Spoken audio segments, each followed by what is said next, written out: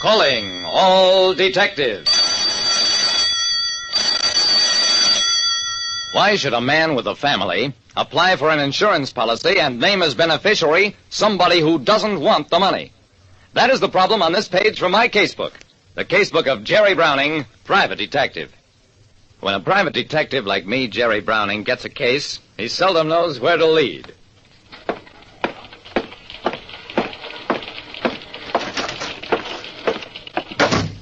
John Cooley, head of investigations for Consolidated Insurance, was small, dried up, had 2 china marbles for eyes, a thin, bloodless mouth. He could be as implacable as death itself. Or, Browning, I have an unusual situation here. Pietro D'Andrea, age 42, occupation given as laborer, applied for a $500 policy. Here's the doctor's report on him. I read the medical report. Applicant suspected of having a heart condition. Policy application refused. I handed the paper back to Cooley. Well, what about it, Mr. Cooley? Mr. D'Andrea paid a $15 deposit against his first premium. The letter refusing the policy, together with the refund check for $15, is here, but will not be sent. I blinked. Why not, Mr. Cooley? Because Mr. D'Andrea is dead. He was struck by a motor car and killed yesterday. Cooley put his fingertips together. You understand we have no legal obligation. Nevertheless, we will pay the full amount less the initial premium. Does it carry double indemnity? Cooley nodded. The beneficiary is listed as Joseph Haviland, relationship friend. There's no question about honoring the policy. All I want to know is why Mr. D'Andrea, with a wife and 2 children, applied for a policy making a friend the beneficiary. An insurance company elected to honor a policy it would have refused had not the applicant been accidentally killed.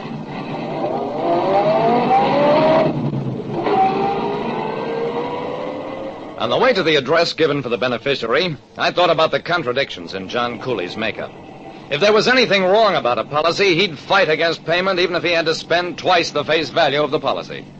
Yet he'd turn around and honor a double indemnity policy where the company had no legal obligation to do so. The address given for Joseph Haviland, beneficiary under D'Andrea's policy, turned out to be a tavern. I went on in, asked the bartender, "Are you Joseph Haviland?" No. Well, does he own this place or live here? I never heard of him. I shrugged. Okay. But if you ever do see him, tell him he's passing up $1,000. A heavy-shouldered, florid-faced man got up from a table. I'm Haviland. What's this about $1,000? I'm from Consolidated Insurance. Man by the name of Pietro D'Andrea left you his insurance. Haviland's already red-faced, muttled. Is this some kind of a gag? No, D'Andrea had a $500 policy. He got hit by a car, which means you collect $1,000, double indemnity. The color slowly receded from Haviland's face. Okay. Hand over the dough. I haven't got it. I'm just verifying the claim. D'Andrea had a family. How come he picked you as a beneficiary? Look, I figured this for a gag right from the start. Now I know it is. Get out of here. Wait a second. All I ask is... The bartender had come up behind me, suddenly pinned my arms. Haviland said, "Mister, you smell like a cop to me, and I don't like it."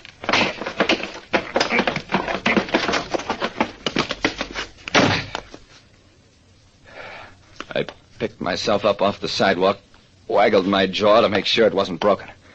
Then I staggered over to my car, got in, and drove off.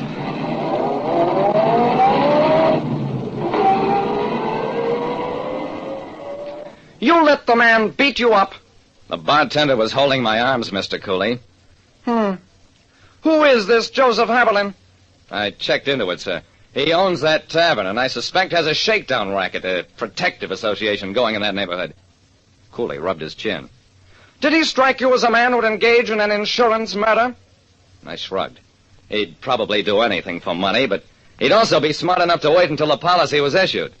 No, I don't think murder for insurance is involved here, Mr. Cooley. Cooley frowned. Well, get to the bottom of it, Browning. Yes, sir.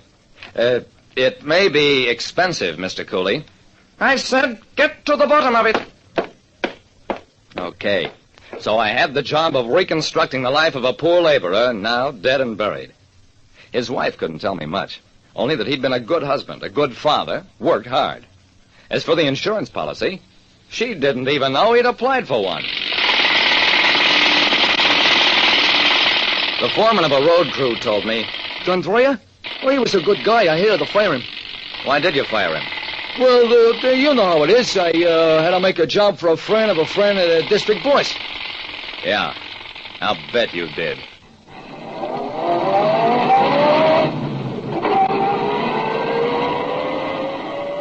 So D'Andrea had lost his job before he applied for the policy. The picture began to emerge. In fact, Don't use my name. But you understand, this D'Andrea, he looked like a guy waiting to die.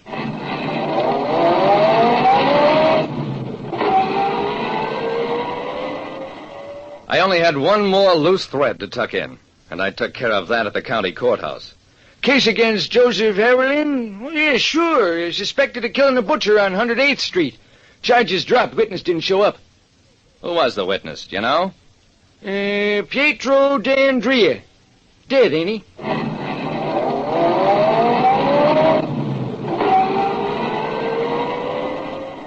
I reported back to Cooley, and that's when he pressed the button starting wheels turning. Front fender of Haberlin car dented. Paint cracked. Chemical analysis, paint spots on D'Andrea's body, check with paint analysis of Haberlin's car. Hear ye, the case of the state versus Joseph Haberlin. Charge, the willful and deliberate murder of Pietro D'Andrea. Haberlin tried to make a deal for life imprisonment, but when they told Cooley about it... No deals. He'll either go free or go to the chair. So that's what it was. The chair. A little man, Pietro D'Andrea, knew that he was marked for death, was afraid to appeal to the police lest his family be involved. But he also knew that if he enlisted a great insurance company on his side, there would be one chance that he might be avenged. That's why he tried to buy a policy and named as beneficiary the man he feared would kill him. Like I said, you may be a little guy, but there's nothing like life insurance to get an awful big guy on your side. Listen next time to Calling All Detectives. Mystery drama, mystery quiz, and a chance for you to match wits with yours truly, Jerry Browning, Private Detective.